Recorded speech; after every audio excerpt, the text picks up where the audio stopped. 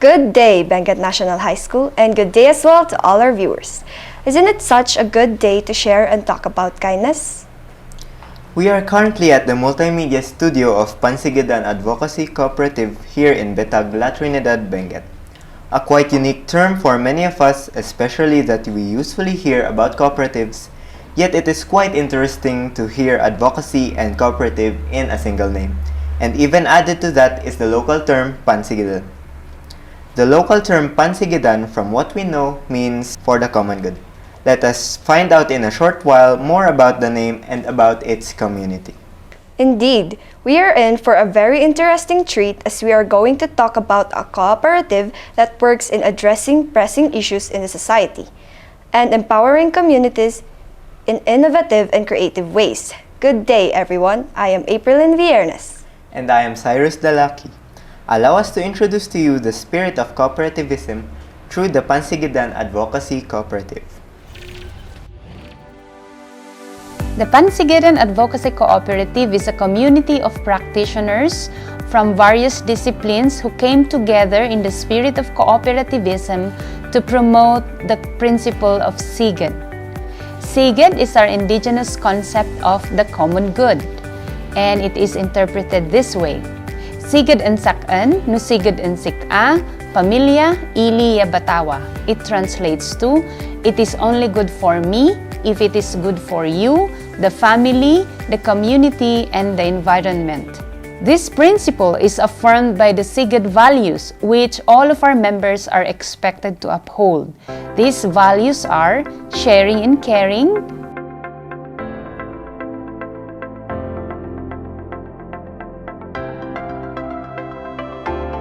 inclusivity and equitability, grace and conscientiousness,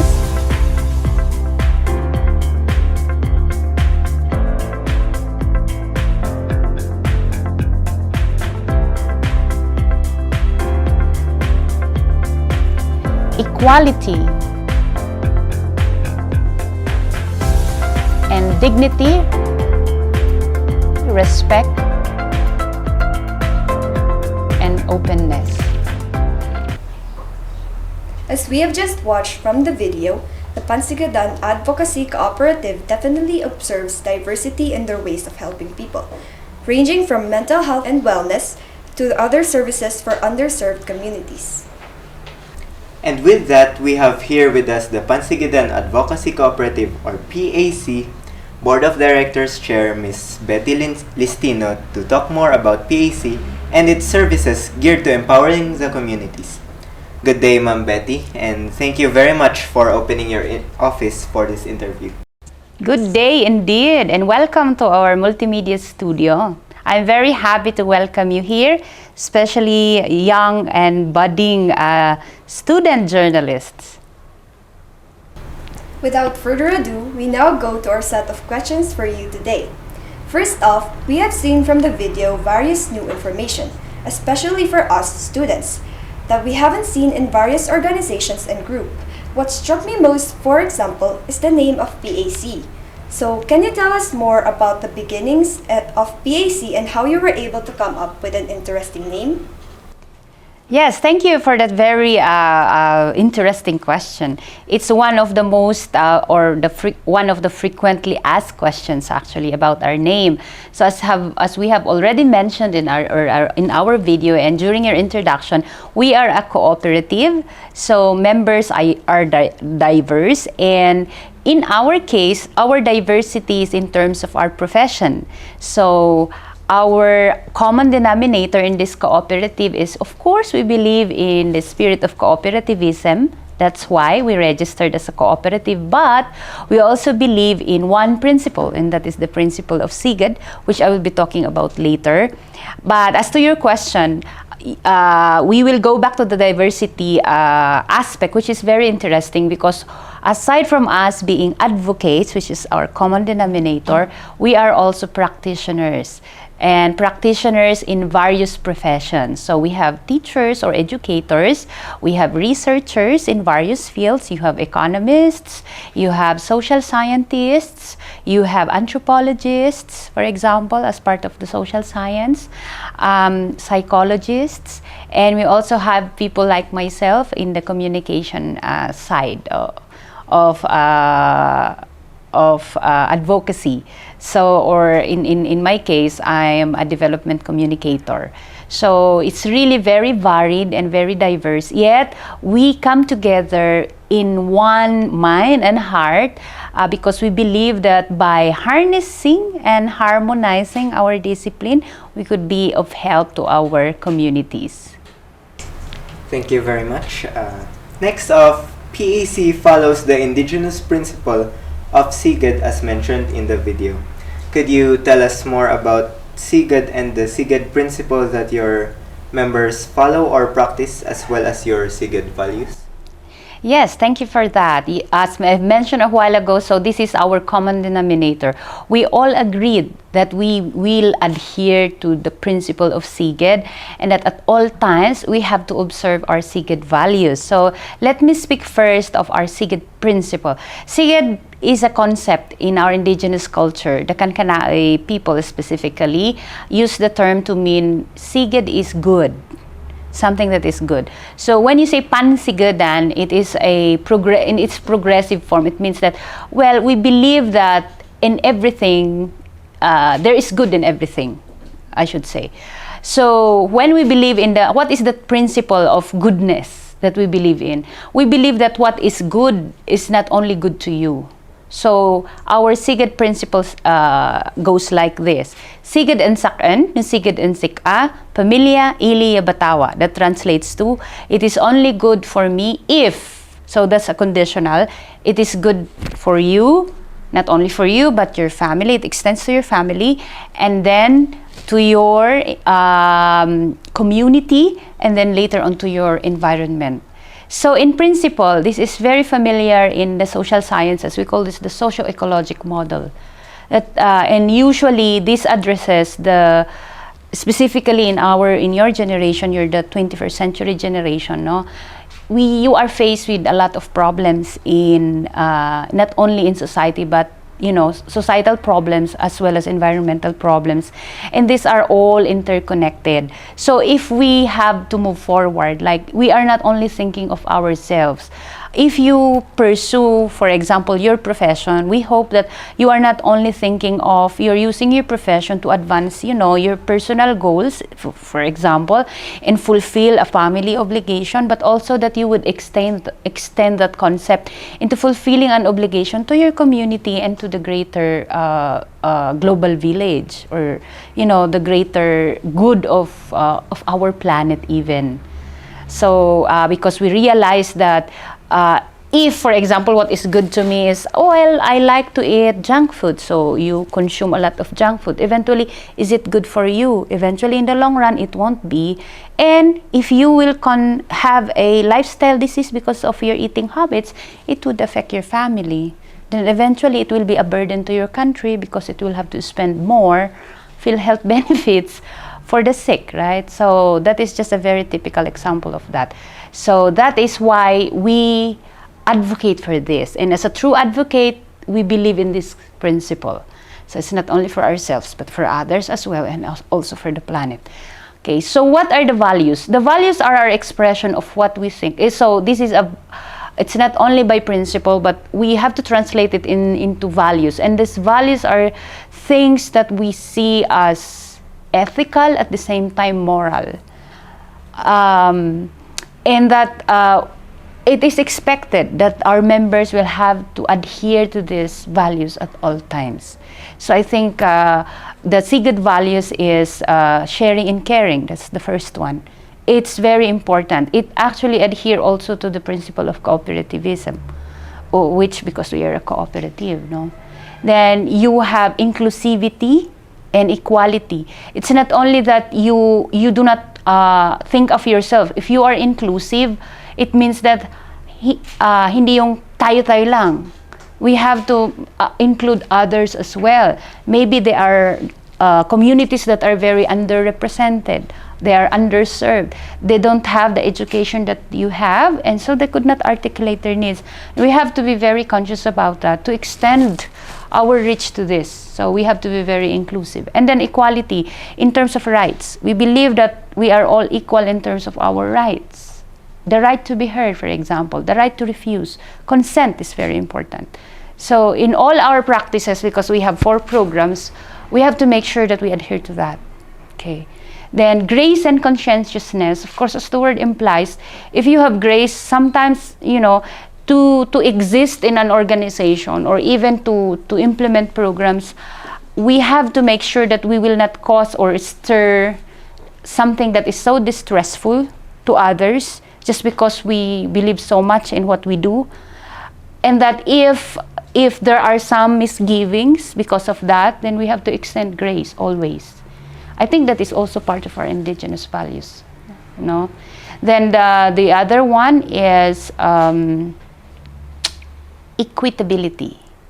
Equitability in terms of benefits. So we are a co-op, so it means that equality in terms of rights, but equitability in terms of benefits. What's the difference? When we speak of equitability, we speak of something that is of what you deserve because of what you have given, maybe, or what the share that you have given in terms of maybe, for example, for your capital share, or maybe the time that you have spent for that. Sometimes in terms of benefits, we have to make sure that those who have given their heart and energy for something, that they may also receive what is due to them. Okay, so that is equitability.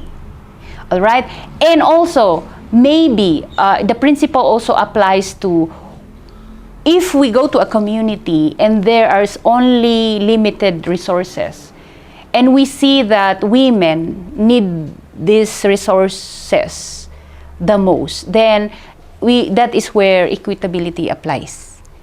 It's equal that both men and women may have the right to access that service, but then because we believe that women are more disadvantageous in their position, if we apply equitability, we will favor them over this one because of that.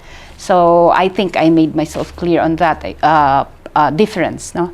So that is equitability. And then the last one is diversity. And then the last one is dignity, respect, and openness. I think that is very inherent, especially in an organization like us. We are advocates. We always will have to uphold this value, that whatever the differences, we have to maintain respect and then openness in terms of ideas as well. So all of those are what we call our SIGID values. Thank you very much for sharing to us that inspiring and very meaningful SIGID values and principles. We can really see that they not only empower but also contribute to the organization and to the community. And it was also mentioned in the video, the 4 core programs of PAC. And it is quite interesting that these 4 programs can actually come together in a single institution. Could you explain further how these programs are harmonized in PAC? Yes, so as I have mentioned, we are a community of practitioners. So as a community of practitioners, we have divided ourselves also according to our discipline. So as you can see, if we are talking about our first program, which is DIWA, that is for mental health, then this is where our guidance counselors, our psychometricians, and our psychologists come together to actually express or to practice their discipline. So we have our DIWA clinic, and it's really meant to make mental health services accessible, especially to our kailian. So if I may speak in Ilocano, no adati makin kayat nga mang avail ka dito services tayo, adda apo dito'y clinic tayo. Tiga po na nga na i-put up dito nga clinic tayo is for the common people or for the general public to access these services. Otherwise kasi, adumot dito ti clinic, ita Baguio, ita Manila, but these are, might be that the charges, the fees that you may have to pay are higher. We are a cooperative, so we make them affordable for you, mga kababayan namin. And, syempre, awan sa Bali, dagito'y matlaang mangitid ka, dagito'y nga services kat kakailian matlang. And then, we also have yung sa mga agriculturist natin, that is our second program. So, as we speak about sustainable livelihood, we focused on soil recovery. So, we have actually this, what we call Sigad C+. This is our organic fertilizer, especially formulated by our agriculturists to recover the acidic soil sa ating mga vegetable farms. So, this is meant to support actually yung tinatawag nating good agricultural practices or GAP, and then organic farming. Then we have the third one. This is for our researchers. So ito yung tinatawag naming ESIP. So mga evidence-based policy recommendations, dito po yung nakalodge. Then we have the last one where this studio natin fall is yung tinatawag nating creative solutions for informed decisions. So when we try to see emerging problems in the community, we respond as well, but we take it a little bit further. So, if may mga agencies na nagpo-provide ng solutions, sa amin naman, we also do that. We complement, we don't duplicate, we complement, but we take it a little bit further in our creative way. So, like this studio, this is the only studio where you could actually come and maybe have your advocacy aired through Facebook live stream or through this means. Otherwise, hindi ito available sa iba. I don't know, maybe there are other studio na nagpaparent, but here we make it again affordable, and in a way, even yourselves will be enjoying yung ganito na experience, no? So, yun po lahat. So, that is how our members would be able to harness and then harmonize yung aming discipline so that we would truly bring SIGET to our communities. Thank you. And for example, for us students, for schools, or for our hometowns and families, what can we avail and how can we avail of the service of PAC? Yes, that's really a good question. So I've already mentioned the specific services, which now you are actually availing one of them. You are here at our studio. For our students, you can request for trainings. You can also request for not only trainings but mentoring. We encourage your school or through the PTA perhaps. You can request them to sponsor some trainings for you. We can also do partnership so that our services would be more available. You can invite our guidance counselors, for example, to go to your school and provide you some capacitation there. Maybe also teachers could also do the same. We have been serving a lot of requests from DepEd din sa ating mga schools, no? And also parents, if they want us to provide them parenting trainings, we can also do that. Referral to our clinic, that's immediate already for students na nangangailangan ng ating mga counseling services. And then also for padlis sa inyong mga, kung saan man kayo galing na munisipyo or barangay, if you see the need to have us there through our Padli, then why not be a proactive citizen? There are ways to do that. You can go to your barangay, your SK, for example. They can just write to us and make a request. So many things actually. Direct availment of our services is one, which I've mentioned. The second one is referral. Tell your friends. We're very present in our Facebook page. So instead of just watching funny cat videos or funny videos on YouTube or on TikTok, you can send them links of our educational programs. Voters Education is one of them. So we have websites, we have resources. You can access them anytime.